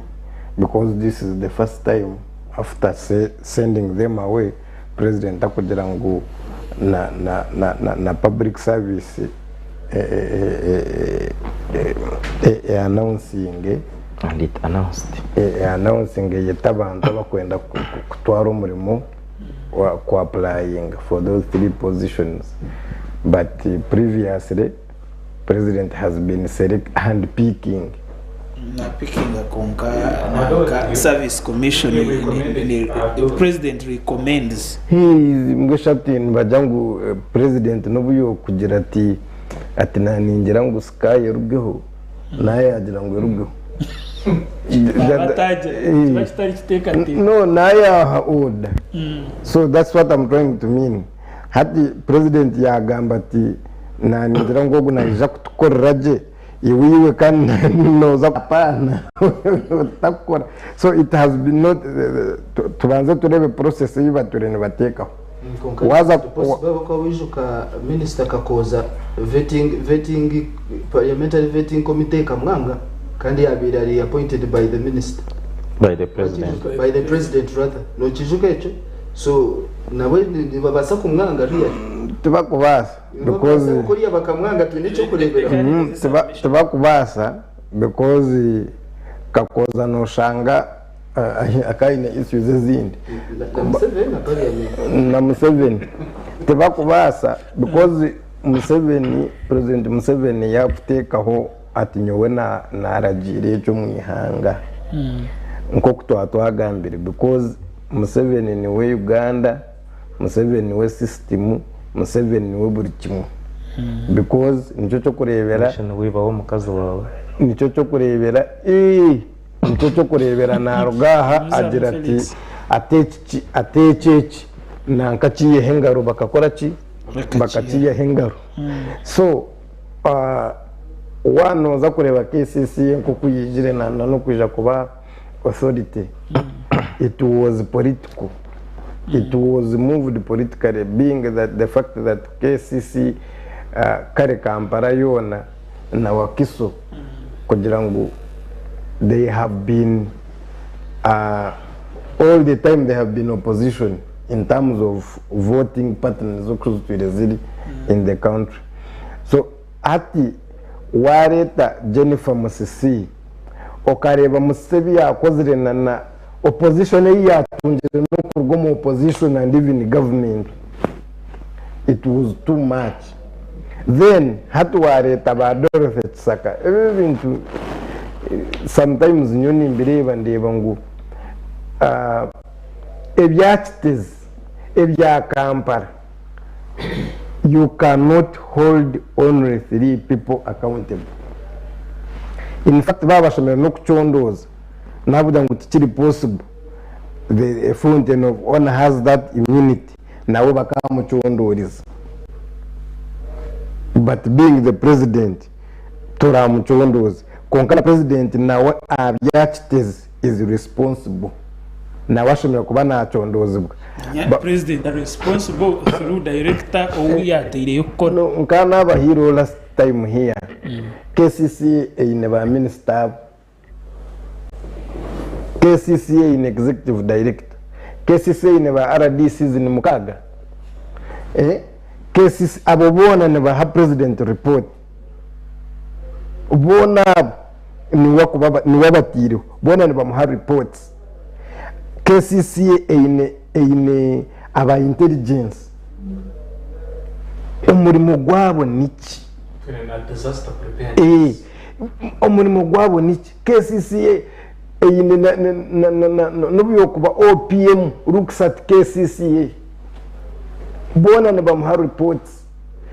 wano izuka Museveni akemerera on one of the rallies yagira aturukwago just nebijegeri, if you remember ati I am in charge rukwago just nebijegeri no kumureka esto ntikwereka ngo namanye kikugendo myishu tokwenda tokubasa kumbiha ngo bature batakumanya saga erya kuguritaka erya KCC kuza kunaga mukasasura ebebe bari muni bareta just niko kubakoze ari ba mawanda just no kutubuzabuza turebe bari muni ba acting, but if they are doing it in good faith nichurungi, let us have some people be accountable. They are misdeeds. Yes, konka nyonko kunkureba byone bine biture ne biba no ijuka nanka bakagira ngo ayibire PPS wa judiciary ngo ari corrupt bamuyihakuriya bamutakunuya. What have you changed? Hati ekiwahindura kugira ngo hati abantu suspectinga abwatota kunta rubaju ukakora kuchondoza kwamara kwa washanga ndikirini okangarura umurimo. Why do you no tokachondoza by just transferring the problem? There is no big difference. So nyoni ngira ngo ecechona ebe kureba nibikorwa if we don't have operating systems kugira ngo umuntu amanye ngo kawo wambarara yagira ati ningira yagira odati icyo kintu kikorwa because it's affecting the development ya district nikibacho because ni wari ground konka wana yagamba nagira ati bakama banje bine kubanza bagamba konka wabo ine system ziriho ukasettinga procedures umuntu akamanya limits zeye. It works. Konke byitu biri on paper and we implement different things. Yebare munonga kinene kanu reba ko munonga nakurikirizo nagira ngo imeka information. Yes,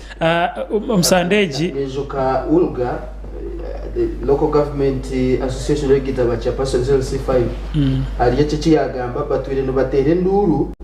ngo tikine mugasho kushanga ndi chairman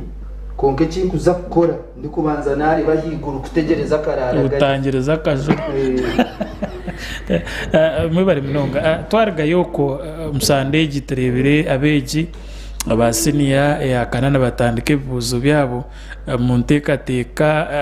n'ingeshe ngenderwaho y'ubuwegesensya iri kumanywa nka new lower secondary curriculum government yatangireho kutereza ibiwegese umuyango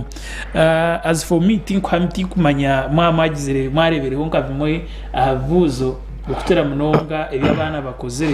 umurundo konkanyiwe nyeneho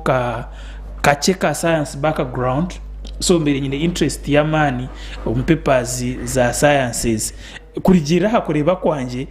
ndebere ngu ebuze barikubuzana babuza application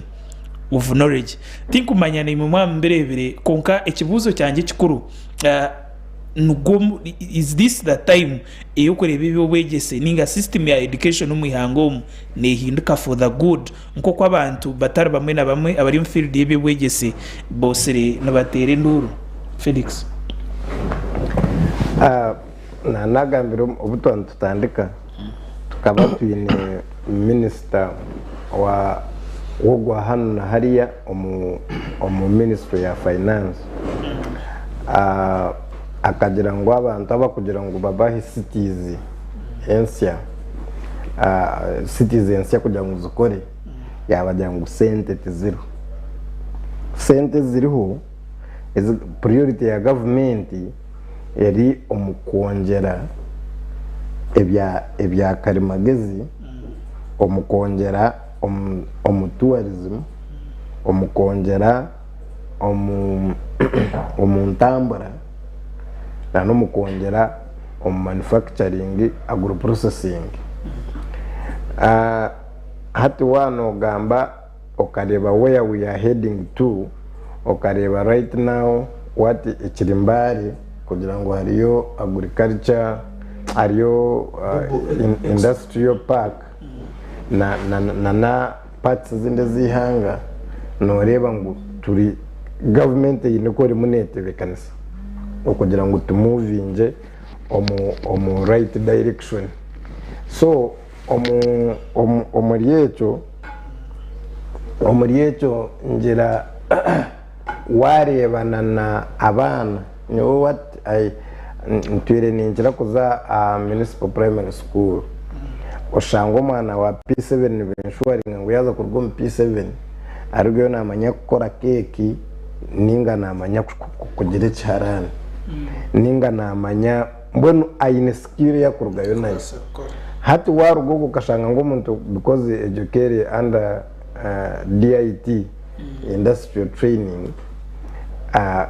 under UBTEB konka hati wazo mu secondary kareba ngo mwana naruga primary zona zakora zityo ukashanga ngo umuntu n'urugo mu primary ine skill yo yine hati tuncinci manyisa ngo turatunge buzibu obwa abana bo kwengera speed otine cyo gukora because oyine cyo kubasa gukora ubundi wabona wayese ba muntu akakwemituware 5 no basa kugenda ugure mu packet ibiri zengano ugure mu buto ugure muki ushanga wabasa kuteka chapati umuntu akore iki agigure akwesente andaho no cyendeza pressure yo kuboyine yo kujya ngo wenda kusaba ivinga then hatu wazo mu secondary ukashanga hatu ba lower secondary curriculum hatu kashanga baza kuri bakongereho mbono okubamo practical echo nkimanyisa ngo hat skill yawe yagumiza mune developing wayegira kanika hatu kahiko mu secondary ukashanga ne ba enhancing skill yawe yo kanika hati nchinchi manyisa ngo iwe nobuwo kumara senior 4 toraza amahanda hati iwe notatiza kwa amahanda nakachi no kugira ngo begging umuntu kwiho wabona ka chance ukayika garage y'umuntu akakwamuna 1 week you are good to go so nyowe cha rowa curriculum I really nindeba ngo it is good kandi no butura tuki nabantu abari ba pioneers barowa secondary school curriculum tukine y'abantu abandi barimo nibakorana bebuzo bari abatari mu rowa abakuru aba repeat ngonka repeaters but this time they will not be repeaters so when ndeba this is good nkareba question ya mathematics nkareba kibuzo one of my colleagues yangira konka hona atabazire barebe bituba kurware mitima okashongo kibuzo kigumire munonga konka tikatiri practical kugira ngo what you icyo kuza gukora watireba je noreba ngo it matches with what we need now nebari munonga kinini irashanje nuzireba try to be brief. New curriculum okubariyo niba streamlining despite the other challenges is about teachers kuzana bajyango bamwe bakometegeza n'iki it is the way to go. Kashika mnyambe brief bari munonga Isaiah wa direct new curriculum koko uri kugireba ebuzo woine pepe zorebereho. Do you think we are in the right direction? Yeah, I think we are in the right direction. Until director yontos. No was putting the right direction. Destination yawe. No hawi. Bibo nejengo akema hande y'abantu batamburamu. Batari kumanya ngo neba habise yuke yini. Ushanga yes you are in the right direction. You are in the right lane you know for left. Konka destination yawe yeyo ngwi. Now, new curriculum tunyine shonga nayo abenzi bajikunzire like the competence based assessment abana bakunzire munonga. However orabe naba examining nawe hinebye yekuberesha ko twazubwa however nyine concern yanjiri kugira ngo hati o level twakora new curriculum. For example ko mwana muri S4 hati katujemba muyigise ka for example katujemba yigibyo kana biyazo mu A level ishomeri yazo yashanga bono bega ibyo kuhinda so hati ibintu bisha kujya ruta tugomba rundo kubanza turi kureba ibintu bikuhinda ko mu education system ya Uganda yishika turi kuhindura sciences compulsory ito actually mu yakiti turakoze science compulsory yaba practicum azikora compulsory take basis abagasire mwaza kureba ariko nayo it was icyo topic yerindi was contest like barya microphone nani to bakoze arts tuzabwije tugomaza okendwe ino abarata policies batantenda Kiswahili itache kwenye siku mashindano gona kana primary erinka tizana comparison but at least this time tushemere kuba nutsima abo kugira ngo bakagamba cyatandika twakana level ya assessment. If it is competence based nyonyenda results hati twenda results situzrebe. Now competence based curriculum meji abana twaza gukora ya 4 finally tuweza kureba yasinyafutu kugira ngo just network kozireko twenda turebe mu vacation network kwasa kwekoraho omwire gutu tukatwara hand work bine mfunjo bakurebera ngo ito hari ya Pentecost tukatunda kamba ya hari mu byafara kora emukana n'ibindi bikorwa mu kamba so ibyo dukahera hi hand work mu mashoro ekahera hi arumshije makar general omahega China zongu changcheng akagenda ya promisinga chango ekiyabe nari mutarisha kwasa kukiriza yagamba wabari mukama wengwe mukama wa yajapyo nazarugamba if I win the battle if I don't win the battle I will come in a coffin ngo orugamba yatarangwire naza kwizira mushanduzi amazumaga rw'umushije akagenda orugamba rwamurebe ihangura konka kayagambira ko shataza mu ngure shandu cyangwa mugiteyiraho bamureta umushanduzi yijagurire konka twist yakirizo cyagambira rwanda mushanduzi so nenda aba education ba promise cyo kwasa kudelivery yari munonga Gilbert ibitekateko byawe new curriculum ahawiro buba bana bastamire buzo tingma wotungire chance yo kurebamo ninga wine candidate ntungireho chance nabonaho narebaho question imwe ya mu biology ebene gamba ngo kuko bawujya ngo kinene akafana accident bamwirukangizo mu irwaro abwa kinene namkwesa nk'exam God forbid turafuna accident ngo on top of ngo doctors bagira on top of the treatment is getting he needs blood transfusion because aruzinjire eshagama nyingi ngo kinene has relatives with the blood group A B AB na O kinene was B then baja can donate blood to kinene aho ntirebere narebe kibuzo nanye having the science background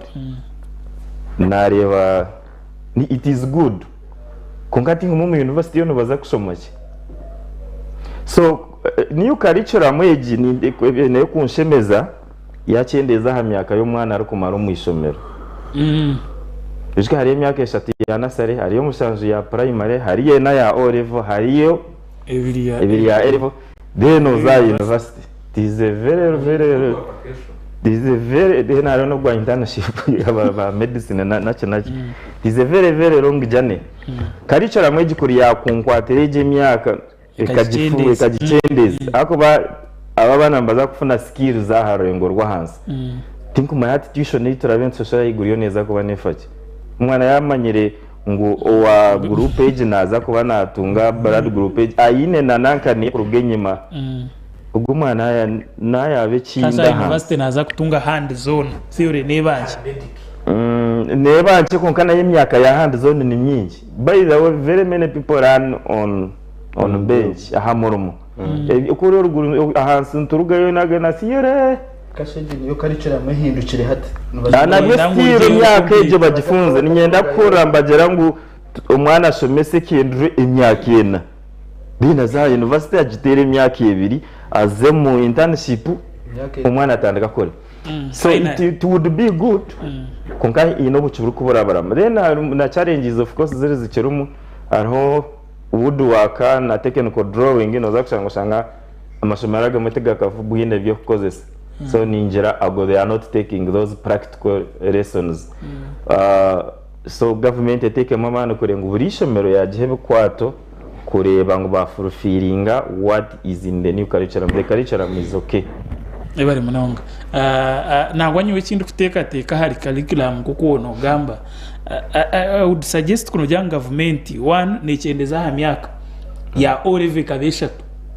ya eleva at least kabebiri necha kabiri twagizire ngo hata tushomesa hand zone aha winch sciences zikiri compulsory umwana utarikwenda kushoma sciences tubamurika kashoma ibyarkwenda urkwenda sciences from down akatandika sciences zo kakariga kushoma history na geography yatarkwete ngo mesho nyiwe ninyirangu kuntu bongera mwako kikagire kicyahwera sciences bakujango nizo zirone zitegekensi yona nizitegekensi yona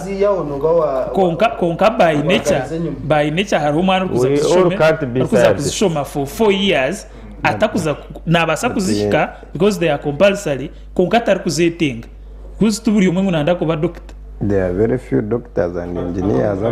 konka to kuza kujema umwana kuba doctor showari so twatandikire kuba ntunterebera ha muntu cyari kubasa kuproducinga then let's not force these people atandikira hasi namanya tunyewe ni yenda kushoma ni yenda kuba doctor yenda kuba scientist umurecha shomezo 3 years ahendero muhereze buzo abishike ningaremwe yana repeating cyendeza ha myaka kunkati tunjya abantu abari kubasa kugira iki bakora yangiri ninyenda ngutsibura habwe nshonga yesha Isaiah sibura bari kutureba abakutureba nimba sibura kandi ndeze burunzi ndeze weekend nunzi mukore bishikire ombwiro bishikire kandi nangwa n'umburyo bishikire aho government nayo saka haburo nayo tukore bishikire ombwiro butugenderamo muhereza no kuyatagwa abahinji injure binegwa abakorera bakora byo kugambira abantu ko barakore bakwenda gukora ibintu wacu ndeka abenshende umushija kupakinga ku motoka ye ngomutka akagarabo zija za managing taking off motoka zatwara motoka ngo zaje hinguruza zabanzo za taking off motoka koketse Rwanda zikaza kubasa kumanya no za kuvuga zita ikiza kozereza yatende bigo muzagira zitazibe bya by'umunde binecere n'ibindi byona motoka yasigaraho na mukamayo nawe atinecereje kubona ihamo so abembeze ni mutaka bankezo ncyendeza tekinzo rova imodoka ejo mukateka ingova Uganda umwanya go kugira umurondo uyu mwara tuvuze munega muketa mukamaya akaba akavuga mukababuko abo kwatende no kwiba memeneke mukakoma so cyatara hancyende cyatri abebembeze jenene sibira babutari bafa mukama abandi ndere bakurinde gebati nyo ni nyenda kwendera na kafumu kake kakugira ngo the only thing nakugira ngo nyinca kare bahagire Manchester United ahande mukama abandi ndere the only thing worse than being blind is having sight without vision nanye ninza abebembezi n'obuzibu kushanga nohweza konkotine cyo yorekeriri abebembezi bingi nibahirwa bafuna karuru bafuna webembezi bazo mu offices konka babareke batugashira. Let us have vision. Felix abale baskai mwebare kubayo mwebare no gumana mwebare gumana mureba ko kukinene yabagambira nyenja kare Manchester United neza kuterwa Brentford Arsenal neza kutera Bournemouth Lena Sunday tuza kureba Wolves kutera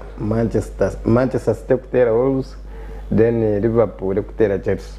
ahasigara mugira ubusinzi akapapura ko wataka over akapapura ka Felix ka Sky TV nakapapura ka Felix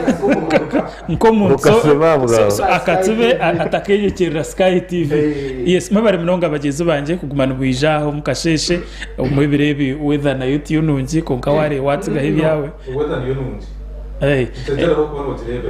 okay weatherho na weatherho konka mukabasa kwijo mukasheshaka kwijana mwirkanga kugira uko mahereze bitekateko byanyu no kutaho muganda ahantu buka yangeri twara gesho gayo kuzana turiye tutaho mu weekend nkabutosha nyenda kwistya ngo cyo kubanza koraze kuza steering making sure wangu to ine cyo wanywa ikiri kwinduraho umiteekatekere yawe kandi cya kabiri nabo ni kikuru munonga ukujwara seat belt hamwe n'ibindi bijwaro ibiri kwetengesa mo irumukora mu weekend eji okwihara kutunga butanda nyenda kubendeza weekend nungi amwe nizoba rungi aba bagenzi banje abindi ukora nabo morning at Sky kurgizo biri rukubanza ukitizoba iri rwa katano Olivia Kamsime Edwin Akoraje hamwe na Eric utukira kuba twina kamera ukerizoba twakora n'umwami Job Kato zoba rungi